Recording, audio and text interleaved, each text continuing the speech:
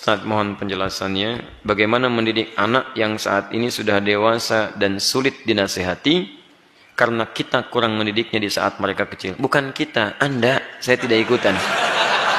Ya, saya sudah punya istri, punya anak, mungkin Anda yang tidak tepat.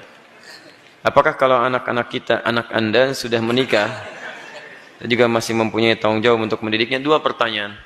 Pertama, ada orang tua yang merasa sulit untuk mendidik anak, memberikan nasihat saat dia dewasa. Coba istighfar dulu. Mungkin selama ini Anda yang kurang perhatian kepada anak. Saya pernah sampaikan kisah Nabi Ibrahim. Bagaimana seorang Ismail alaihissalam yang baru tumbuh usia 4-5 tahun belum balik, melihat bapaknya sedang bekerja atas perintah Allah, bergetar hatinya, tersentuh untuk menolong bapaknya. Walaupun ayahnya nggak minta. Quran surah kedua Al-Baqarah ayat 127. Posisi paling kiri sebelah atas. Wa idh yarfa'u Ibrahimul qawa'ida minal baiti wa Ismail. Sekarang perhatikan baik-baik. Wa idh yarfa'u Ibrahimul qawa'id. Ibrahim disebutkan.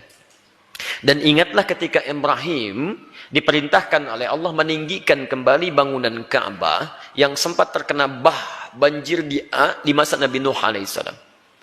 Wa Ismail dan Ismail. Ismailnya diakhirkan. Padahal Allah bisa berfirman begini misalnya di luar Quran. Wa idh yarfa'u Ibrahimu wa Ismailul qawa'id. Kalau Ibrahim dan Ismail dua-duanya seimbang. Tapi ini Ibrahim, qawa'id baru Ismail. Ini menunjukkan Ismail ingin membantu bapaknya. Tahukah Anda, saat ayat itu disampaikan kisah kepada kita, ingin mengisahkan bagaimana seorang Ibrahim alaihissalam menerima tugas meninggikan bangunan Ka'bah, dikerjakan dengan segera. Tapak pertamanya disebut dengan maqam. Sampai sekarang tapak itu dikenal dengan maqam Ibrahim. Saat akan membangunnya, kadarullah meninggikannya, kadarullah anaknya datang. Melihat bapaknya bekerja, dia ingin menolongnya. Perhatikan, bukan dinasehati, bukan diminta, tapi anak tergerak untuk menolong bapaknya. Datang anaknya bawa batu. Batu bahasa Arabnya disebut dengan hajar. Kalau disusun-susun menjadi hijar. Kalau jadi bangunan disebut hujrah. Kalau jadi ruangan kamar-kamar disebut dengan hujurat. Maka dia mulai membantu bapaknya. Kalau bahasa kita, boleh nggak saya bantu? Dia bawa hajar, dia susun-susun. Begitu dia susun jadi bagian dari Ka'bah. Sampai sekarang disebut dengan Hijar Ismail. Hijar Ismail itu area dalam Ka'bah. Dan kalau kita sholat di dalamnya, itu termasuk sholat di dalam Ka'bah. Di dulu pada zamannya awal-awal masa Quraisy terjadi kebakaran, menimpa kemudian Ka'bah, ada kerusakan, mereka ingin memperbaiki. Cuman mereka tidak mau mengumpulkan harta yang tidak jelas. Akhirnya orang jahiliyah berusaha mengumpulkan harta yang paling halal. Tuh, orang jahiliyah bangun Ka'bah aja cari yang paling halal. Anda bisa bayangkan. Jadi mereka kumpulkan dan ternyata nggak cukup. Karena nggak cukup, kemudian area Hijar Ismail ini ya tidak tercukupi untuk kemudian dibangun pada area-area yang tertutup dengan area Ka'bah.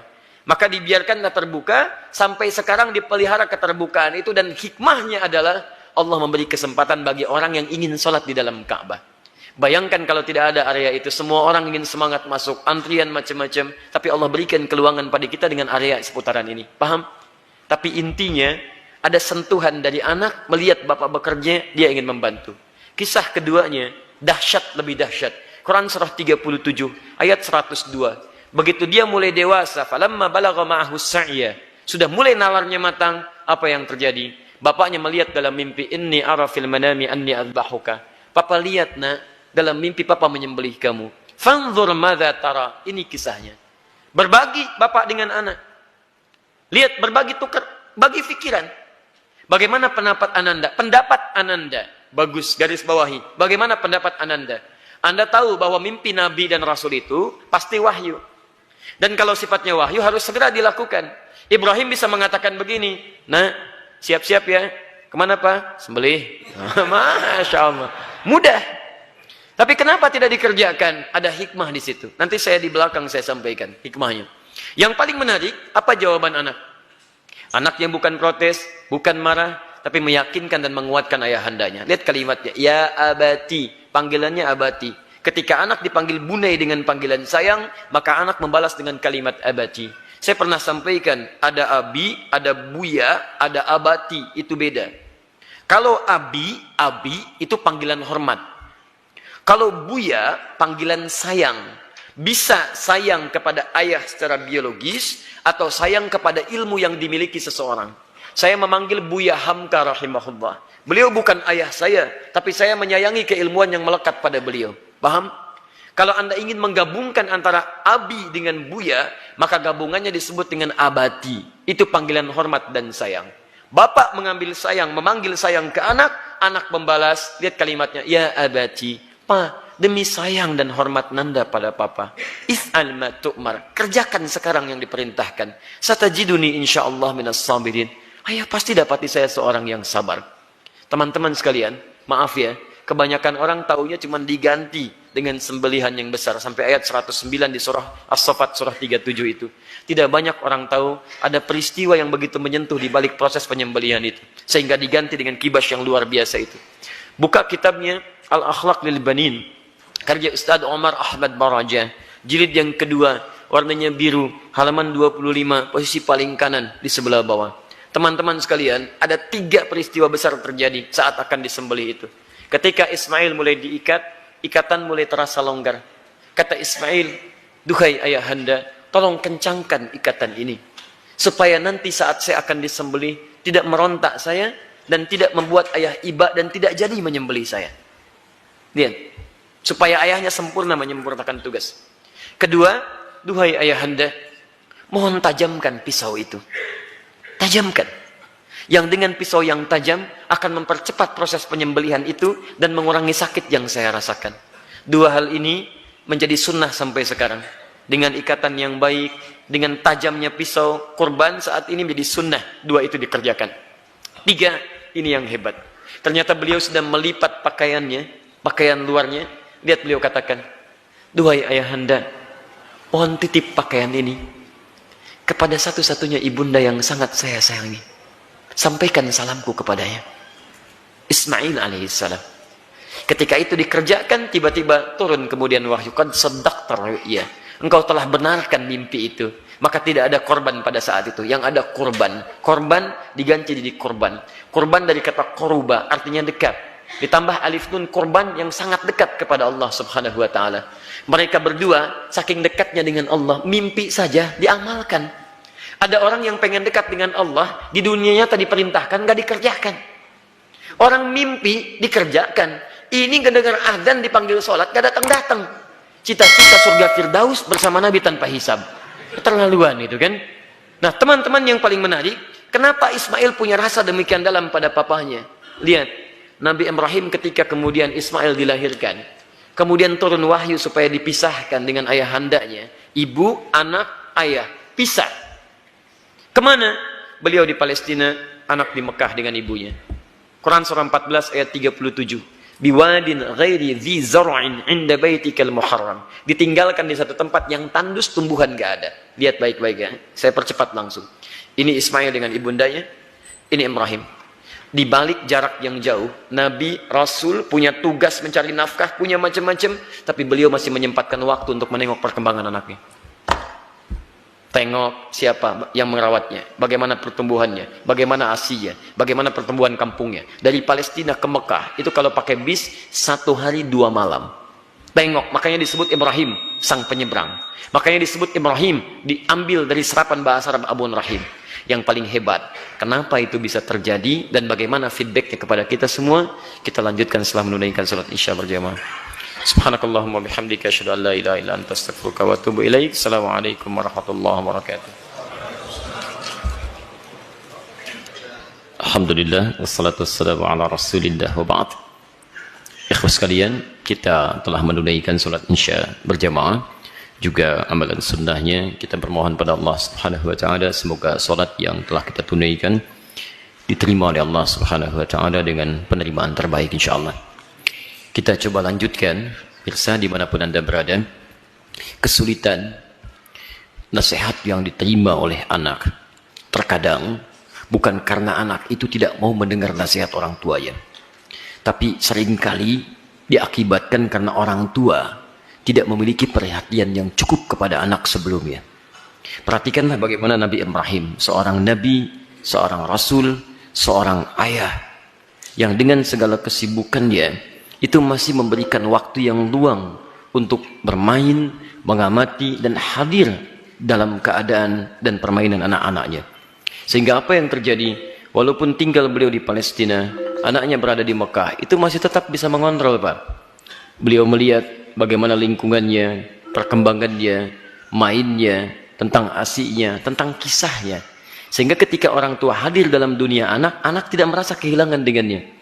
Itu yang dimaksudkan di Quran surah ke-31 ayat 13 sampai ayat 19 itu. Ada 4 pendidikan dini yang harus ditanamkan pada anak sejak awal, sehingga anak itu akan mudah nanti mendekat kepada Allah, dekat dengan orang tua, dan bergaul balik dengan lingkungannya. Ayat 13-nya pengajaran tentang tauhid, ayat 14 sampai 15 mengajarkan tentang bagaimana pendekatan anak dengan kedua orang tuanya. Ayat selanjutnya mengajarkan tentang bagaimana pendidikan salat ditanamkan sejak dini, dan yang keempat tentang akhlak supaya dia dekat dengan lingkungannya. Nah, ini kadang-kadang yang kita lupa. Mohon maaf, kita itu bukan nabi, rasul juga bukan. Surganya tidak sedekat Nabi Ibrahim. Maaf, gelar kita bukan Khalilullah, bukan Abul Anbiya. Sesibuk apa sih? Kadang-kadang pekerjaan berangkat gelap, pulang gelap, anak tidak bisa terlihat dengan baik. Ini barangkali yang menyebabkan anak-anak kadang ingin mencari perhatian. Bukan karena nakal, tapi mungkin karena orang tuanya tidak hadir dalam dunianya. Yang jadi persoalan. Saya mohon Bapak Ibu sekalian, kita sudah punya pengalaman yang sama. Ya, setiap Anda pulang ke rumah, anak kan tidak akan menyebut dengan profesi Anda. Anda jadi direktur di kantor, tapi di rumah anak Anda itu mengharapkan ayah, bukan direktur. Pernah Anda pulang disambut oleh anak, Pak Direktur, Masya Allah, hebat kalau begitu Anda. Saya selama ini pulang ke rumah, anak kami masih kecil-kecil. Sejak dia usia 3 tahun, anak yang pertama, itu menanti depan rumah. Gak pernah saya pulang sampai ke rumah dibuka, sampai hari ini dengan adiknya. Kalau menyambut kami, datang dia berdua, tidak pernah memanggil sampai hari ini, Ustadz, tidak. Ternyata mereka menunggu ayahnya gitu. Satu kejadian, karena tahu saya sering kali pulang malam, dia siangnya tidur. Banyak dia tidur, supaya tunggu malam saya datang. Ternyata kadang ingin menampilkan sesuatu. Ingin menyampaikan pesan tertentu. Kadang ingin menyampaikan pesan bahwa saya sudah menghafal surat 8 jam tunggu-tunggu itu. Antum juga begitu. Anak antum mungkin menyiapkan karya macam-macam. Cuman ketika pulang, beban pekerjaan Anda yang di luar itu kadang dibawa ke rumah. Itu yang membuat kita tidak adil. Itu yang repot. Kadang-kadang masalah di kantor dibawa ke rumah. Nyampe ke rumah anak sudah menunggu, sudah menyusun senyum sebaik mungkin, ketika dibuka ayahnya cemberut. Papa, diam kamu. Hah? Kenapa mas? Kamu lagi ikut-ikutan. Ikut apa? Ya, jadi nggak nyaman situasinya. Begitu saya datang tiba-tiba, Buya, main bola yuk. Ah, main bola tuh. Main kita apa malam? Itu yang menarik. Sampai besoknya diceritakan sama bundanya, Buya itu capek kak, tunggu dulu ya. Pijitin dulu, bobok sebentar, baru main. Besoknya ditunggu, Masya Allah, di depan pintu. Buya, capek ya? Masya Allah. Ayo sini bobok, kakak pijitin. Pijitin pak. Bobok dulu, bobok merem, katanya merem. Begitu merem kita, baru semenit. Ya bangun, main bola yuk. Masya Allah. Tapi itu tuh susah didapatkan lagi ketika dia dewasa. Jadi kalau Anda nggak dapat sekarang, besok Anda tidak akan bisa meraihnya. Karena itulah orang tua seperti Ibrahim alaihissalam memberikan perhatian yang dalam. Anak itu punya rasa. Jangankan mendengar nasihat bapak ibu, ya nyawa saja mau diserahkan kok. Bapak cuma mimpi melihat kamu begini. Kak, kerjakan sekarang pak. Coba antum tes pulang dari sini. Bapak tadi ikut kajian Quran Sunnah Solution. Wah, dapat gambaran. Nyembelih kamu. Bagaimana pendapat kamu? Wah, sesat pak itu. Jangan ikuti lagi. Repot gitu kan. Jadi yang pertama itu demikian. Pertama kita koreksi dulu. Yang kedua kita mendekat kepada Allah, berdoa, ya Allah, tidak engkau titipkan anak itu kepada ibunda yang lain kecuali pada hamba, ya Allah. Berikan kekuatan. Hamba yakin engkau tidak pernah memberikan ujian kecuali pada yang sanggup menjalaninya. Sentuh hatinya ya Rabb. Sentuh hatinya ya Rabb. Ingat ketika seseorang telah menikah pun, kewajiban untuk memberikan nafkah berhenti memang. Tapi mohon maaf, perhatian itu kan tidak terputus. Anda masih berhak memperhatikan, memberikan arahan dan sebagainya. Karena itu, jangan putus dalam memberikan nasihat, sampaikan dengan cara yang terbaik. Kalau tidak pakai bahasa akal, gunakan bahasa hati. Setidaknya jadikan dia teman dalam kehidupan. Insya Allah dengan kalimat yang menyentuh, lama-lama dia akan tersadar. Jadi buka dengan doa. Setelah itu ajak untuk berbicara dengan bahasa hati. Nah, mama bersyukur kamu sekarang sudah tumbuh dewasa, cukup pintar, teman kamu banyak. Dulu saat kamu dikandung, masuklah ke situ. Besar harapan mama terhadap kamu. Tiap malam mama bermohon kepada Allah mengalirkan air mata. Supaya kita itu bisa sama-sama. Sama-sama duduk, sama-sama tersenyum. Kita bisa bahagia. Saat kamu berada dalam sekian bulan, harapan itu semakin tinggi. Ayah menambah peluk keringatnya supaya kamu bahagia. Kami berdoa supaya kamu tidak seperti kami. Makannya mungkin terbatas dan sebagainya. Pelan-pelan. Sampai sudah masuk ke dalam jiwanya, baru antum sampaikan nasihat-nasihat kebaikan. Insya Allah pelan-pelan di situ akan hadir kebaikan-kebaikan. Demi Allah saya katakan, sepanjang menjadi orang tua, akan ada satu chemistry yang terbangun antara dua hati, yang satu sama lain akan saling tersentuh di situ. Semoga Allah memberikan kekuatan insya Allah.